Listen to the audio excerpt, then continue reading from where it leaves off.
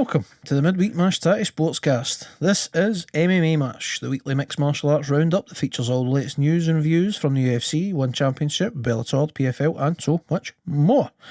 My name is, of course, Mick, and not as always, I'm just joined by Mr. Harvey A. Smith today. Mr.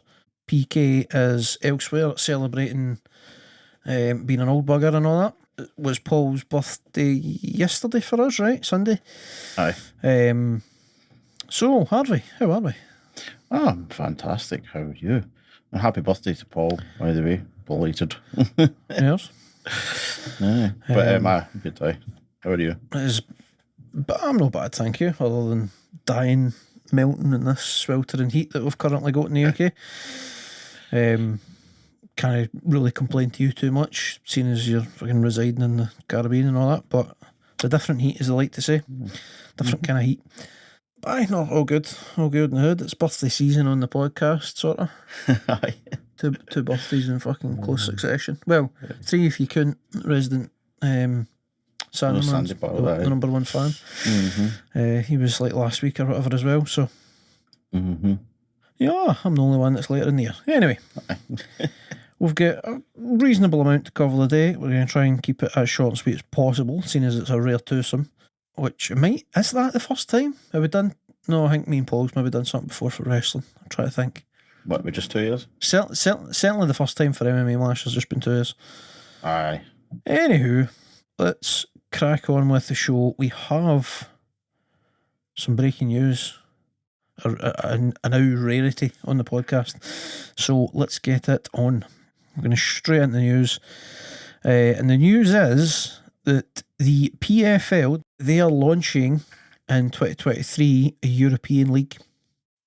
So they are going to have a whole separate league, full, like all the divisions that they've got in America, I believe, that will be fully based in Europe.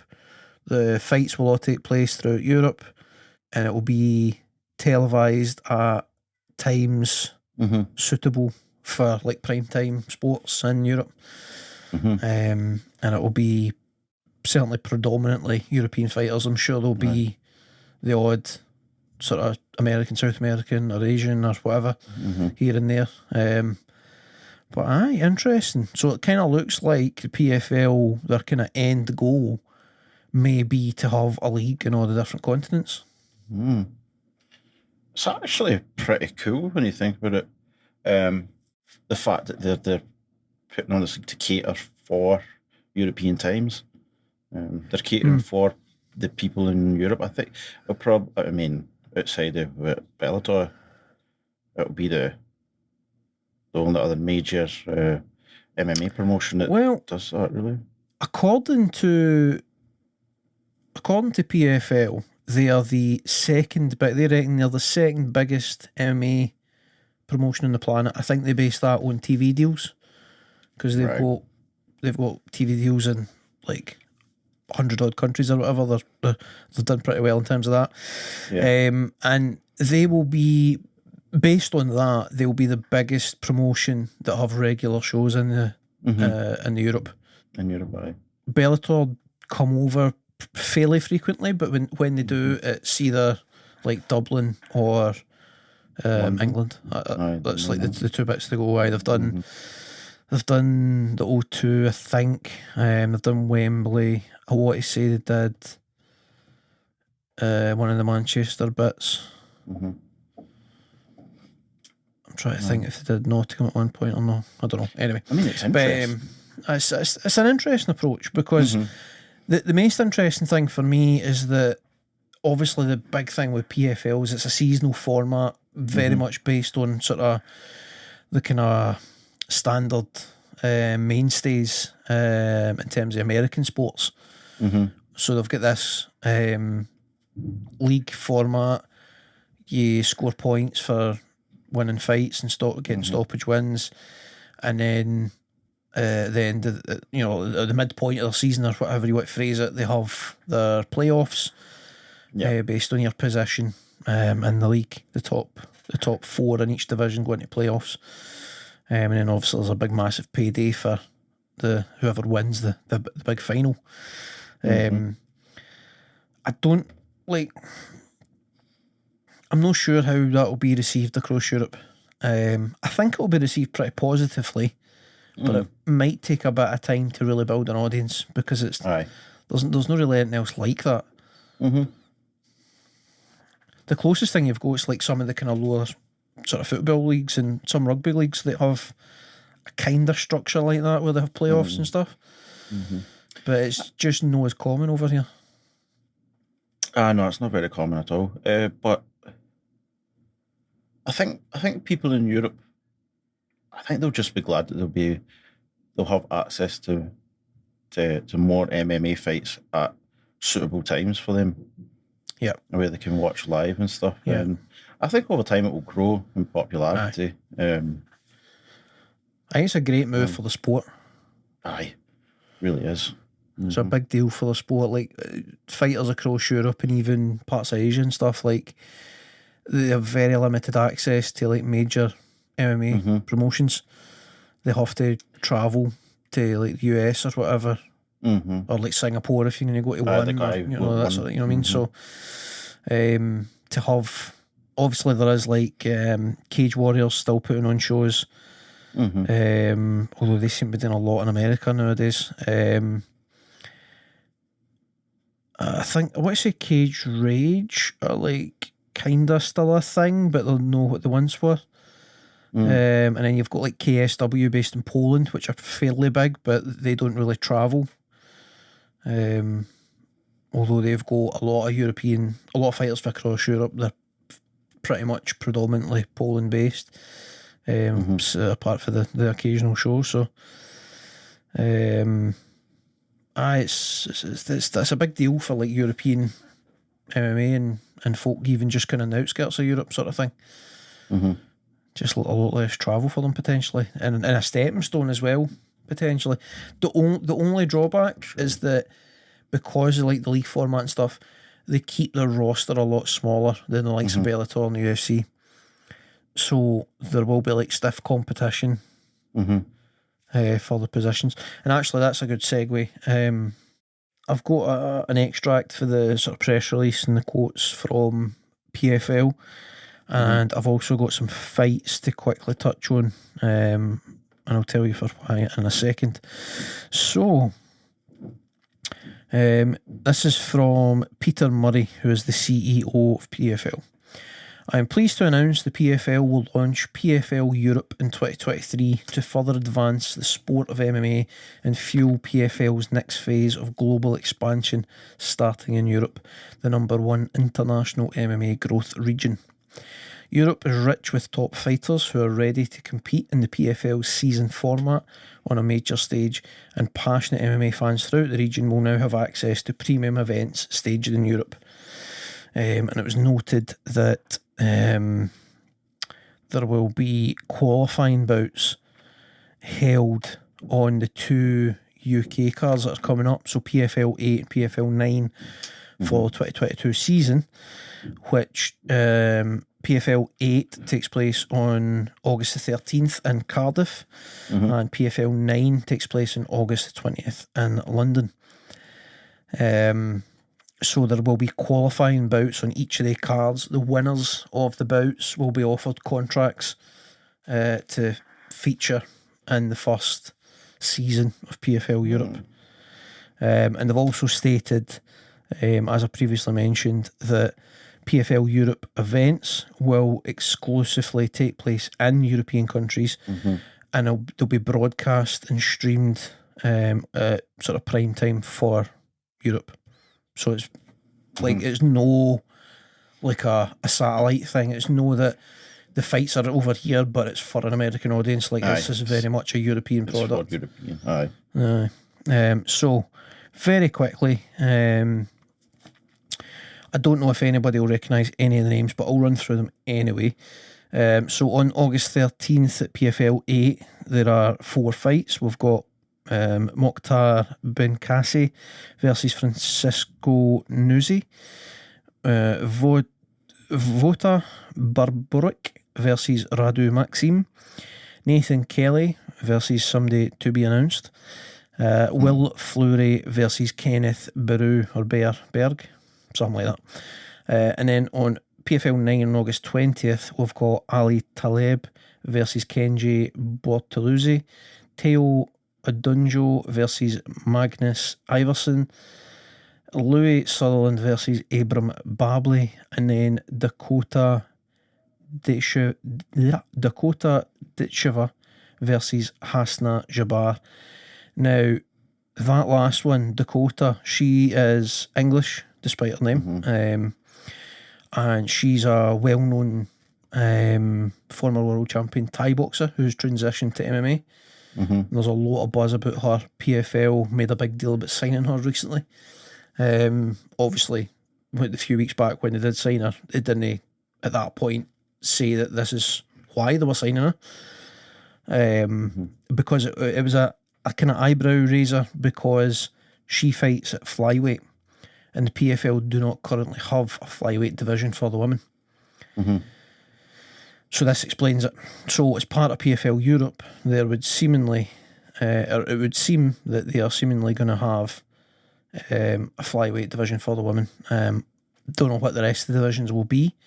I would assume it will be based on the US model, but time will tell, I guess, when they make the kind of full announcement nearer the time, the full roster.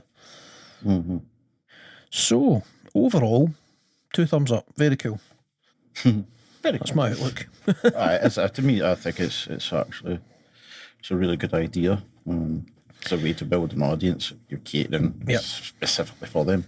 I wonder if they'll ever do something like, when it's all said and done, a champion versus champion, like PFL Europe champion takes on American champion. Like they could have like a PFL World or something, and all the champions, like maybe something that happens in the off season. Or something, or once every couple of years, like all the current champions go into a league and they have a world league. I could see them doing that. Well, I mean, or even just a straight up champion v champion in the kind of interim. But if there comes a time where they've got like 5-6 leagues around the world, do you know what I mean? Then they might want to do it. Yeah, that'd be pretty cool. But I applaud them. I don't think it'll be easy for them. I would assume they'll go for probably €1 million for the tournament winners, would be my guess. That would be somewhat comparable to $1 million, $1 million US dollars for the American winners. I'd like doing a direct sort of conversion in terms of whatever the current rates are. It's never going to be like a marketable number. So I'd imagine they'll just go €1 million, which, I mean, effectively that'll be a bit more, wouldn't it? I think. Actually, I think the dollar just passed the euro for the first time in 20 years. Oh shit! Right, okay. For the first time in 20 years, I think it's could have changed again though. Oh well. Tune in next week for more foreign exchange updates. Fingers crossed for them, I guess. We'll see how it goes, see how it plays out. There'll be a lot more to come in it as they start to announce their full roster and stuff. There you go. One today, like the last. So $1 is 99 euros. 99 cents. $1 US is 99 cents, euro cents. Right. Is that what they call it in euros? Is it cents, is it? Aye. That's right. Whatever happened to the other leagues that they're starting up, by the way? What? The other, not league, but the other MMA promotion that you were talking about a while ago. Oh, shit, what's that called? World something? There's like World MMA Federation or something. I can't remember now. I've not heard anything about it in a while. There hasn't been much updates, but it's not supposed to be kicking in until the franchise thing, yeah? Aye, that's the one, It's not supposed to be kicking off until next year, I believe it is. So I would expect, like, obviously this is us kind of halfway point of the year, effectively, just about anyway. So I would expect to start to hear updates over the next kind of few months, because they'll be, assuming that they've no went tits up, they'll be gearing up to get going sometime first or second quarter next year, I would assume. So, based on memory anyway. I'm sure, I don't know, I'll have to look, I'll try and remember to look into that for next week. But I have not heard anything about it in a while, but no news is good news, I guess. Right, cracking on. Let's recap UFC Long Island, aka I would say like UFC on ABC 3 or something. So that was Saturday, July 16th, a couple of days ago for us. We are normally we record on a Sunday, but we're actually recording on a Monday for a change, so this was a couple of days ago now.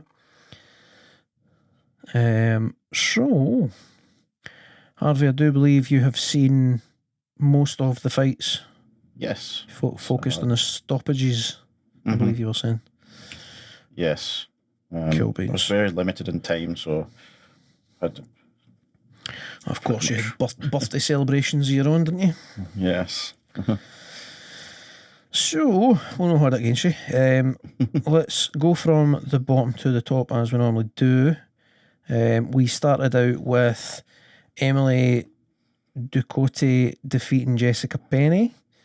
That's a pretty good feather in the cap for Emily Ducote. Jessica Penny's like a sort of much bigger name in the women's divisions.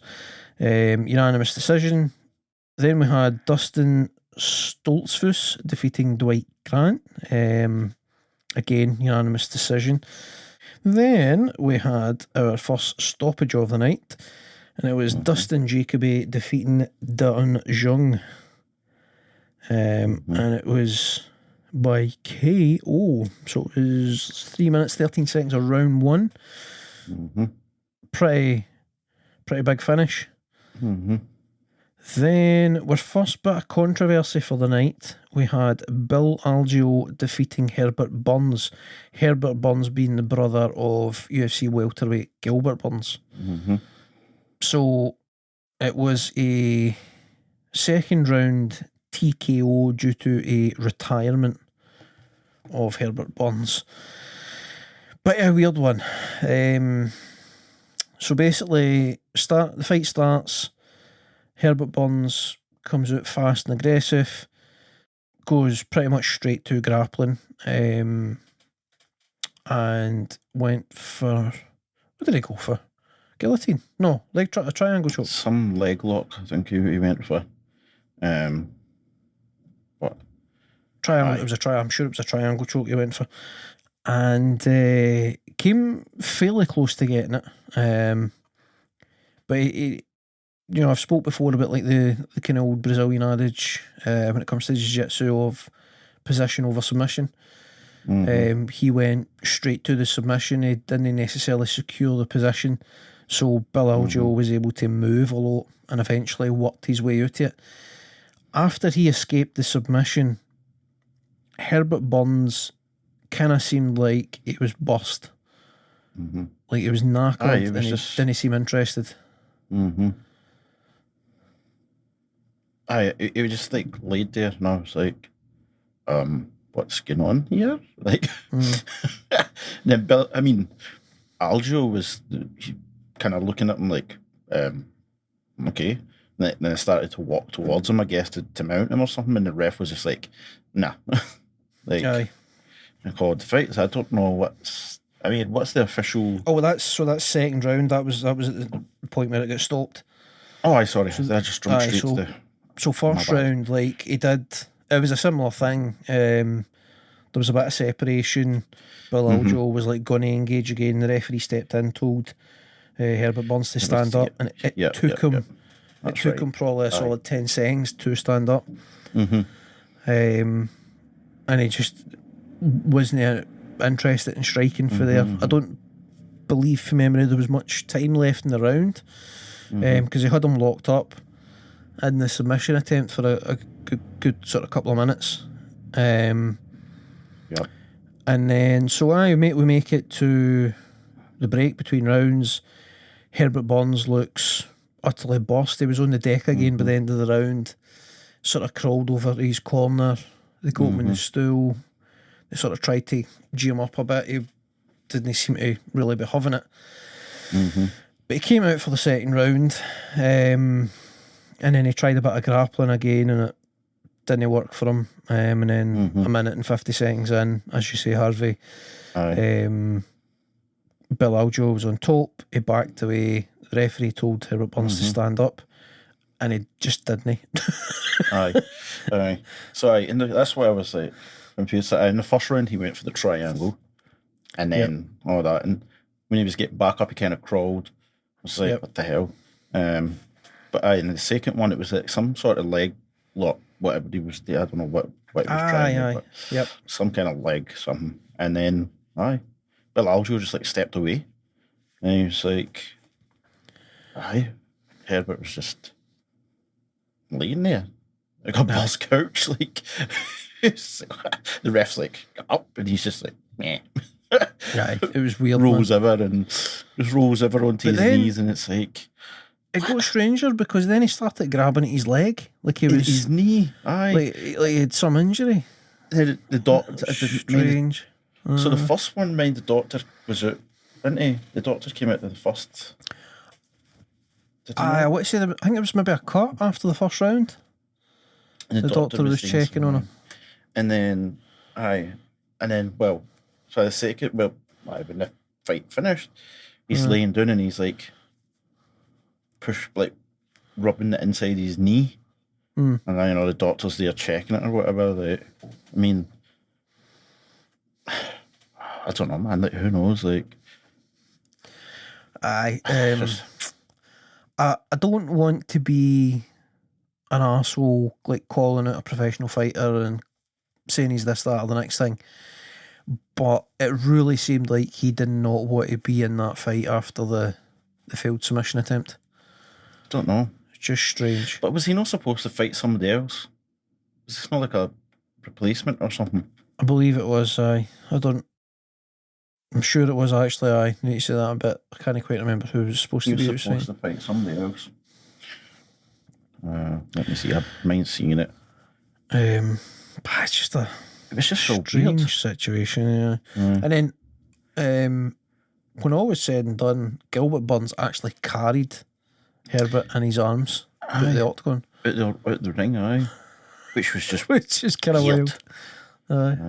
Right, he was supposed to fight somebody by the name Krishane Askabov. Okay. And it sounds familiar, but I don't know much about him. End up fighting, but I don't know. I don't know what's going on there. Who knows? I mean, getting carried out as well. That would just looked embarrassing, to be honest. Having your brother carried out the... Like, if you're that bad and, like, get stretchered out or whatever, like... it was a wee bit weird getting carried out in your brother's arms, so I don't know. We'll leave that there, I think.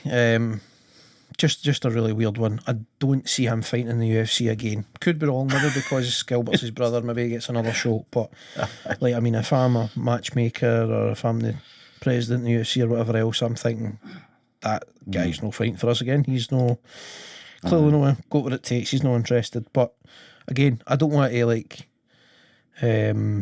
make any assumptions or whatever. So, I mean, he put a statement out saying that his knee gave out, but right, okay.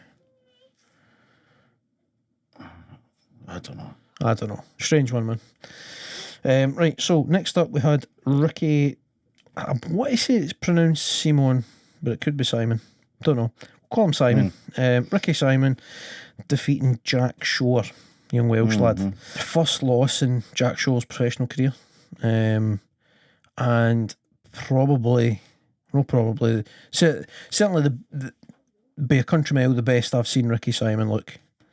It's probably the fourth or fifth time I've seen him fight, and he looked pretty damn good in this fight, man. Like, grappling was there, and striking wise he couldn't miss and stuff, so I was really impressed by him.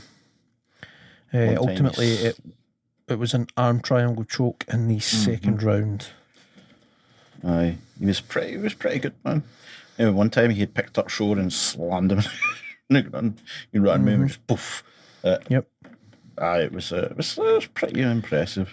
Aye. Like Jack Shaw's no slouch, man. He is good.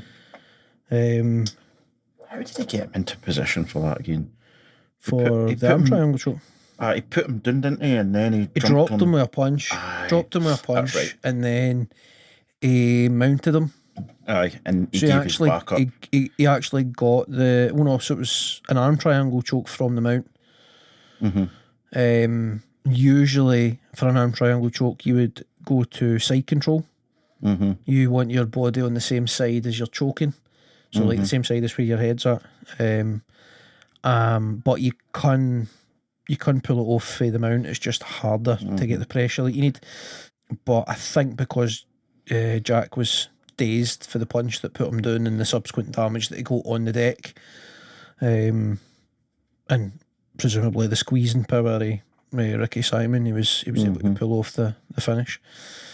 But it was one of those where it was like the submission was like a direct result for the punishment that Jack Shore had sustained, sort of thing.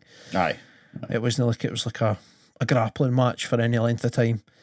Aye, but I mean, fun wee fight.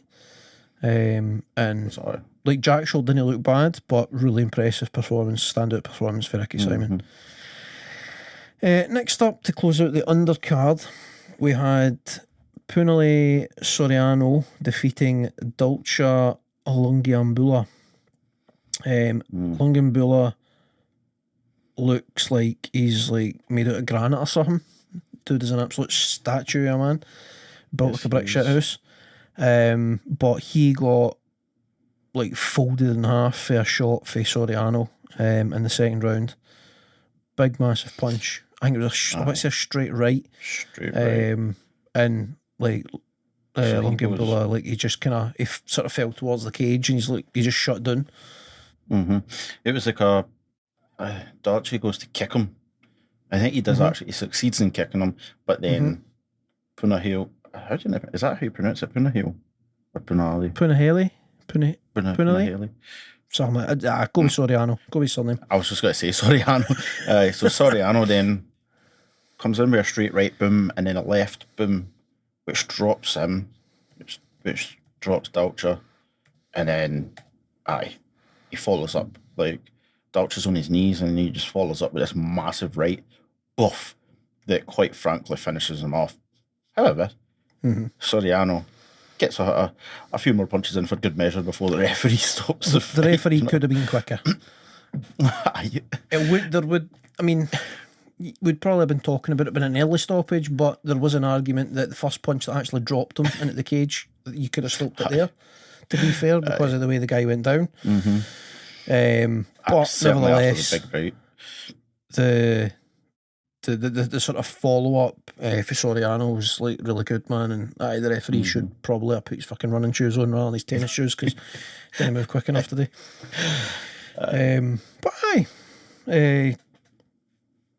Decent, fun fight, man. I enjoyed the first round of that. An explosive finish. Like watching, partly because of how Lungiambula looks, but also his fighting style. Like I expected the stoppage to come for him. I thought it was going to go the other way. But Soriano, like, man, he just exploded with that counter and totally changed that up, man. So, main card opener, finally, after months of pullouts and stuff happening, Miesha Tate gets her flyweight debut in the UFC, moving down for bantamweight. And she came up against Lauren Murphy, who was basically too much to handle for her. Lauren Murphy picked up a unanimous decision, and it's a fairly easy decision to make. It was pretty clear that she won that fight. Aye. What was Miesha Tate's? Why has she moved down? I think really only she could answer that, I believe. But going back to when she was talking about it, I think like basically I think what she was saying was like the divisions have kind of moved on to a point where she felt that she could be more competitive at flyweight than bantamweight, because the divisions were that much deeper now. Like when she came up, there wasn't a flyweight division, so the option wasn't there for her to fight at that weight. It was basically bantamweight was like the lightest division in any major organisation. It was only Invicta FC in the Western world that had lighter weight classes for the women, because they had right down to atom weight at 105 pounds, which, interestingly, if memory serves, I think Michelle Watterson, who we'll come back to later on, I believe she was once upon a time the atom weight champion in Invicta. And I want to say she now fights at strawweight, 115 pounds in the UFC, because that's as low as they go. But anyway, I think that's the gist of it. Like, she would probably have fought lower in the past had the option been there. But I think just A, the option's there, and B, like, it's a hard ask to get, even just get to the point where she's getting a title shot at bantamweight. She's tough to get through some absolute bruisers, man. And then she maybe doesn't fancy, although to be fair, I think she's pals with Amanda Nunes and her missus Nina. I want to say she's pals with him, but anyway, nonetheless, she made the decision that she was going to move down, and she wanted to. I think she was pushing for a pretty quick title shot against Shevchenko, and I think, based on the way Dana White was talking and based on the state of that division, if she had beat Lauren Murphy, I think she would probably have been pushed up for a title shot against Shevchenko. But that wasn't on the cards. Lauren Murphy, probably the best performance and win of her career.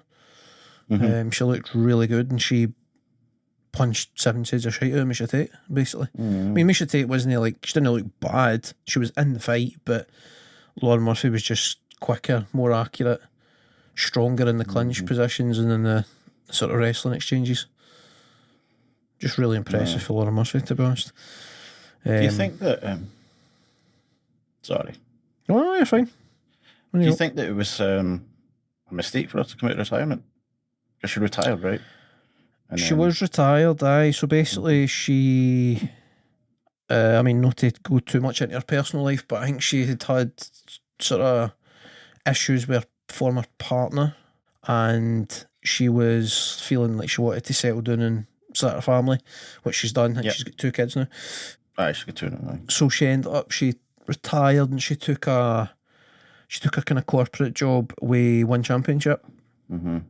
That's right, And then at some point in time, after having a couple of kids and getting out of her previous relationship, although I think the kids are to her now husband, I want to say. So, is he not a fighter now? I don't know what her ex was. I don't know her husband. I have no idea if he's a fighter or not. I think he might be a coach, but I'm not sure. But her ex was wasn't it Brian Barberena? Who was it? Brian something. Brian something. Brian come back to me. There you go. That's it. Johnny so he was Nunes is our new man. Right. Okay. Anyway, as I say, try not to get too much into her personal life. Sorry. So basically, she was at a time in her life where it was like she wanted to start a family, etc. And then at some point in time, she's got the bug back. She wanted to test herself again. She felt that she could still do it. So she came back, and obviously she has won 1 or 2 fights since coming back. She looked pretty decent doing so. She didn't look totally out of touch or anything. But I don't see her winning. Really, the only division she could really push for a title shot in would be flyweight or bantamweight, and I don't see her winning a title in either anytime soon. When you've got the likes of Amanda Nunes and what's her face? Who's the current champion that beat Amanda Nunes? Crap, what's her name? I can see her now. It's totally went out of my head, man. Don't know. Obviously, flyweight, you've got Shevchenko and co. So Juliana Pena. That's the one. So apologies, Juliana. Wait, there's fight. Sorry. End of August, I think. No, end of July. It's coming up in a few weeks. Right. Oh, aye, July. UFC 277 or something like that. I think that's next Is weekend. that right?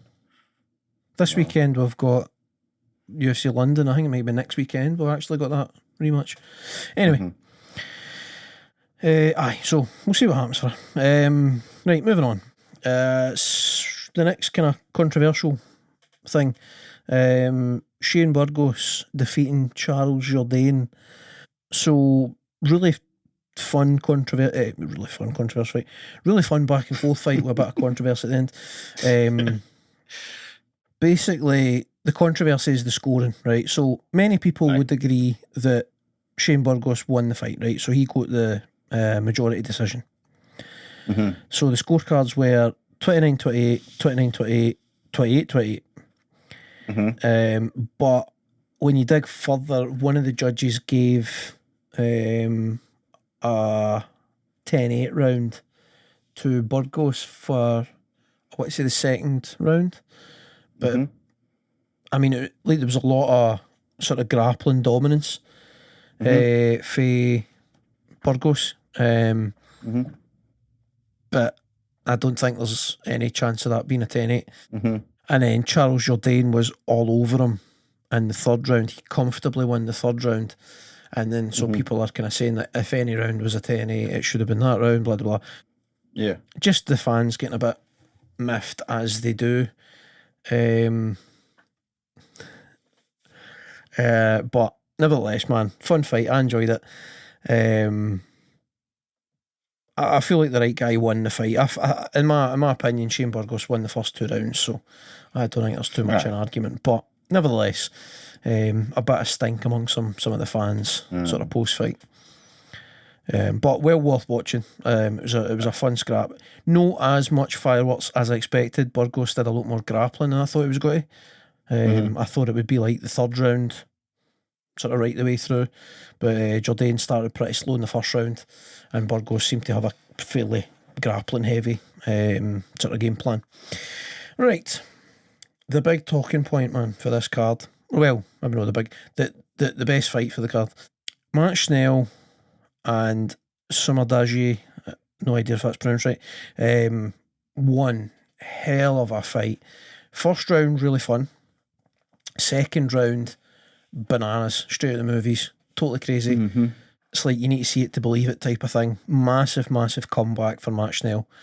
Summerdaji, seemingly, if he had a better gas tank, would have won that fight, because he was beating the shit out of Matt Schnell. Had him in Queer Street a couple of times, was landing at will, but just could not put him away, couldn't stop him. And then out of nowhere, Matt Schnell lands a massive right hand, and all of a sudden he's back in control, and he comes back and gets the submission win ultimately. Just craziness, man. And then what's his name? Oh my god, just fucking Majira. He looked like he was dead, man, when the referee stopped that fight. Well, aye. So the fight ended with a triangle choke from Matt Schnell. He choked him unconscious.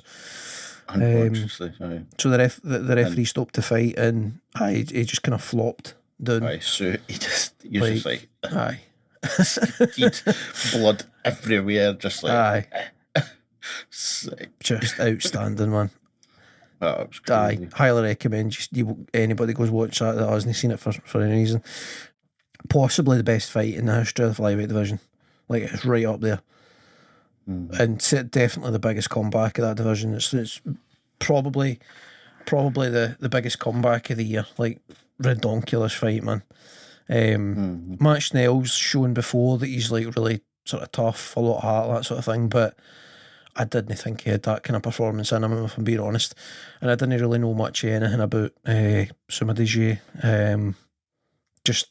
Redonkulous fight. Next up, we had Li Jingliang defeating Muslim Salikov. Another big finish. And another really impressive performance, I've got to say. Li Jingliang's looked good in the past, and you know he's known for having like knockout power, but Muslim Salikov is like a kind of wily veteran, really good grappler, decent striker. Like, I don't know what the betting lines were like, but seemingly like Salikov was the kind of favourite going in there. And Li Jingliang, I thought was really impressive, man. His striking was on point. Aye. And big TKO win for him.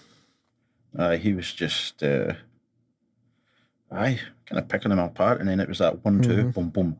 Yep. That put him down, and then it was just like, The follow the fight went, and the more he landed, the easier it seemed to be for him to land. Aye. And the ending was just like straight 1-2. Muslim, like, he puts Muslim down, he just jumps on top of him, and the rest is the rest. Starts landing a few blows, and the ref's like, That'll do, donkey, that'll do. Aye. Yep. Aye. It was a really good fight, though. Aye, it was fun. I enjoyed that, man. It was, I mean, coming off the back of the Match Nell fight, like how the hell do you top that kind of thing? Aye. You know what I mean? So it was kind of like a bit of a come down in a way, but at the same time, like the pace of that fight and the quality of it, and then the fun finish, like it was just, it flowed really well somehow. It was great watching it. Right, co-main event of the evening, Amanda Lemos defeating Michelle Watson. My brain just stopped working for a second there, apologies. Big win for Lemos. She's been somebody that's been on the come up. She's been looking really good, but she needed this. She needed to beat somebody with a big name. That really propels her up the rankings, so it does. She's kind of in the title picture now with that one. She's probably fighting like a top 5, top 3 next to it. She could be challenging for the strawweight title in the very near future. However, very interesting stoppage in that there wasn't a stoppage in this fight. Don't know if you noticed that, Harvey, but so Lemos at 1 minute and 48 seconds of round 2 officially choked Michelle Watson out with a guillotine choke, and Michelle Watson tapped out. However, she tapped out with her hand opposite where the referee was standing. The referee didn't see the stoppage. Didn't see the tap. And Amanda Lemos let go of the choke almost immediately after feeling the tap. Fair enough. Good sort of sportswoman for doing that. But then the referee had to be like, what just happened? Like the referee didn't stop the fight. He's ever I mean, he's like, and Lemos is like that, she tapped. Like, aye. And he's like, He's like, I don't know, I didn't see it. He's like, but I mean, power to Michelle Watson. Like she took like a half a second to just compose herself, and then she was like, nah, I tapped it. Aye. So the referee waved it off, but I just thought it was strange, like proper strange, that the fight was stopped without the referee being involved. Really, without the referee. Like, could you imagine, right? If Michelle Watson was like, I don't know what happened. Like, I didn't tap, and the referee allowed the fight to continue, and then she goes on to win. That would be nuts. Effectively, if she'd played dumb, the fight could have continued, which would have been really interesting to see. Yeah. It would have been, and then if she had won, oof, that would be, I mean, what could they do retrospectively there, though? Like, well, they're allowed to check. They have a video ref now. I mean, it's not in every state, but I'm sure they had it for that card. They have a video ref at cage side, so they could go to a replay, but I'm pretty sure, I'm trying to remember how it's worded. It's like they can only go to the replay if they believe it's a fight ending sequence or something else. So basically they're not meant to just like stop the fight in the middle of the just like pause the action in the middle of the fight and then just be like, oh, can you just check if that was a whatever. You know what I mean? But the two fighters are like fine and they can continue fighting. You're just like, oh, I think there might have been a low blow there. Can you just have a look at the replay? Like, they can't do that. But if they call a stop to the fight, but they're not actually sure what's happened, then they can go. So I think if the referee had said, right, I think you're talking bullshit, I'm stopping the fight, then I think he could have checked the replay to then make the final decision, I think. Aye. But I don't know. Well, what I mean, like, is what would have happened if that fight continued, right? And Thingy wins. No, Watson. Lemos. Watson, aye. If Watson wins, Okay. and after that, it's clear to see. So Amanda Lemos could file an appeal. She could fight it and say that Watson tapped to it, but ultimately it's up to the referee to stop the fight. The referee didn't step in, so I don't think she would have a case. As shite as that would be for her, I don't think she would have a case. That's that would be a bit shit, wouldn't it? Yep. If that a lot of shit.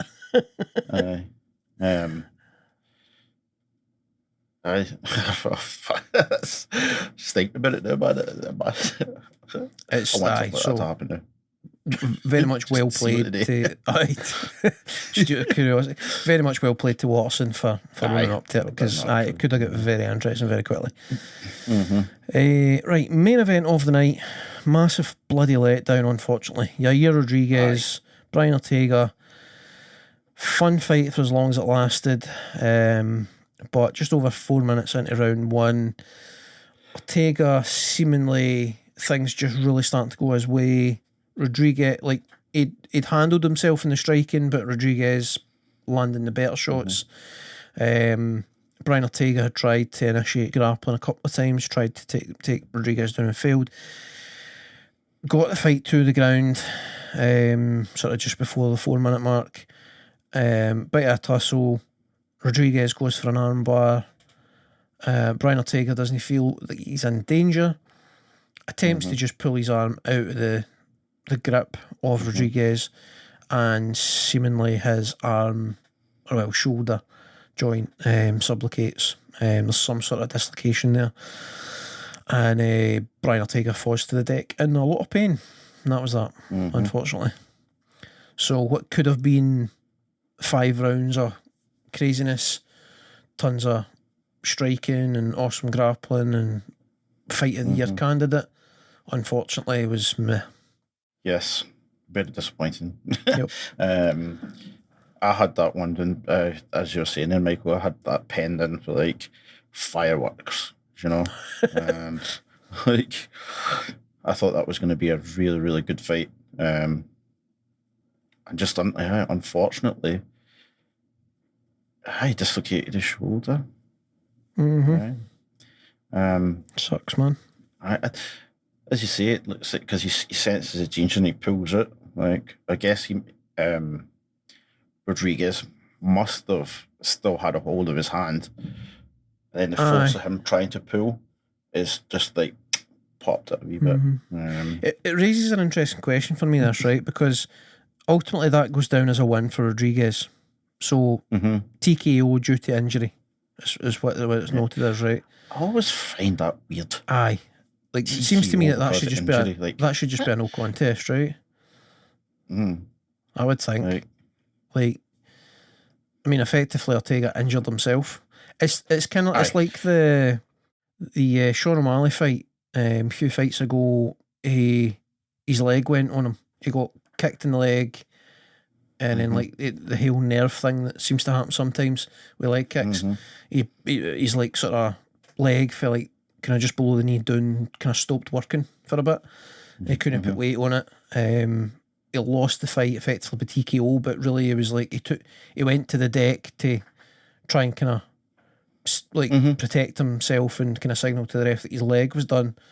His opponent, can't actually remember who his opponent was off the top of my head, but his opponent wasn't it Chito Vera, was it? No, it wasn't. I don't remember who it was. Anyway, whoever it was, they followed him to the deck, landed a few punches. The referee could obviously see that O'Malley was goosed with his leg, stepped in. So ultimately the other guy wins, but it's not really a win because that one's slightly different because he's kicked his leg and caused whatever the thing was.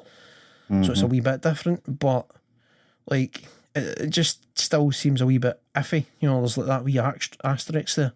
I think is that not like the only fight that he's lost as well? But O'Malley? Aye.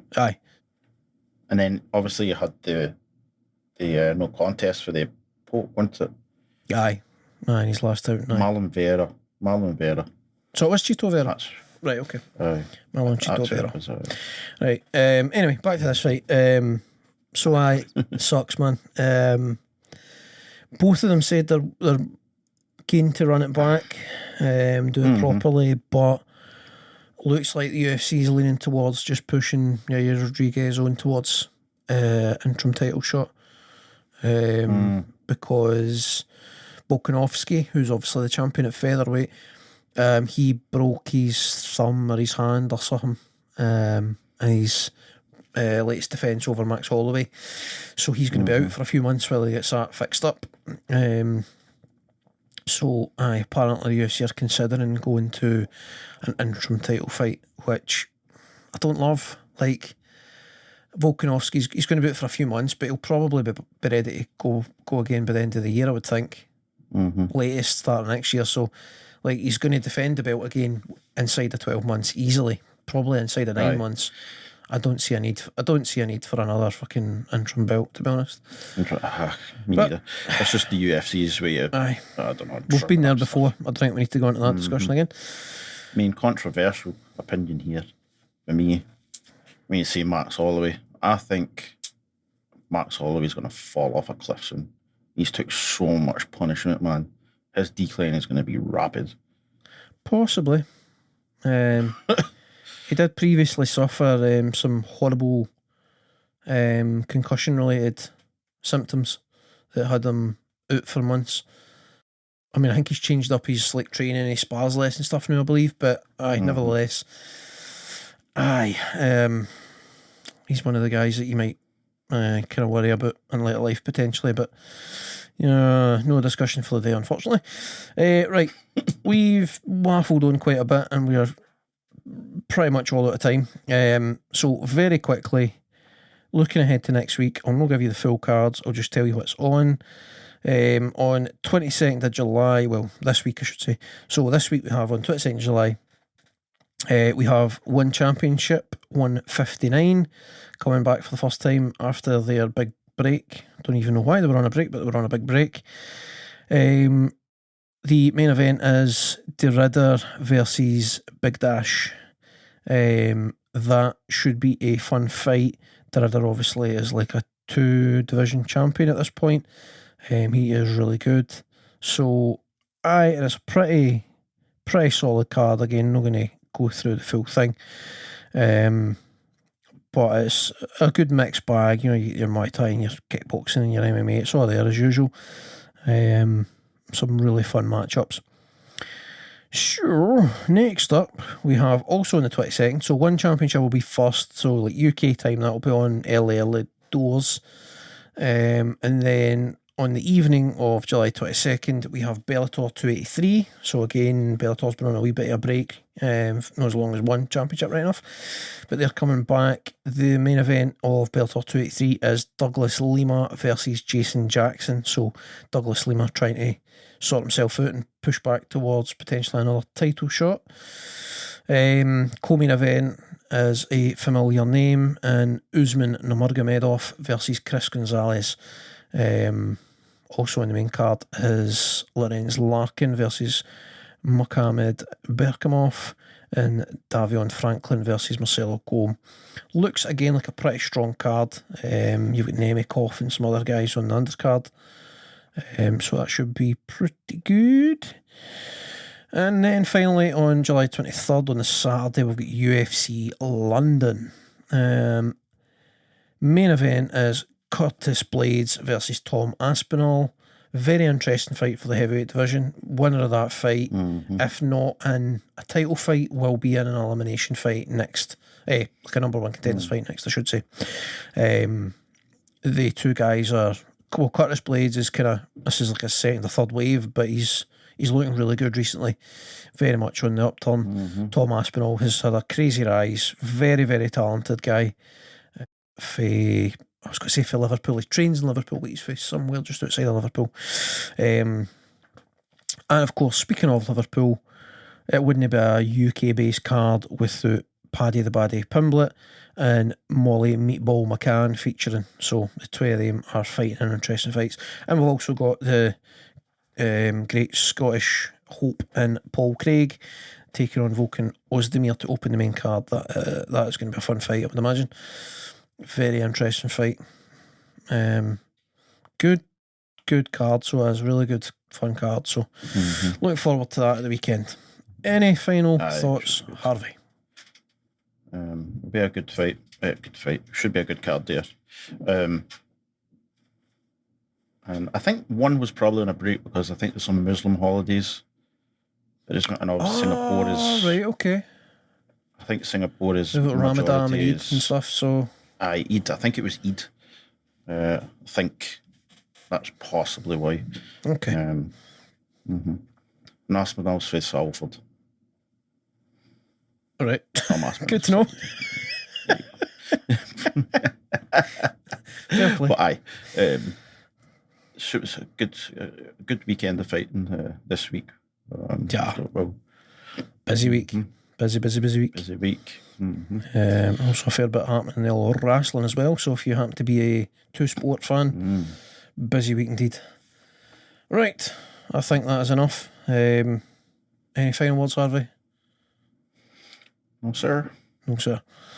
Yes, sir, for me. Yes, sir, I can be. If you have been, thank you very much for listening. I have, of course, been Mick. He has, of course, been Harvey. Paul, of course, hasn't been here. But he'll be back soon in the other episodes this week. So, see you bye for the now. Same time next week. See you bye. See you later. Bye. Bye, driver. Bye.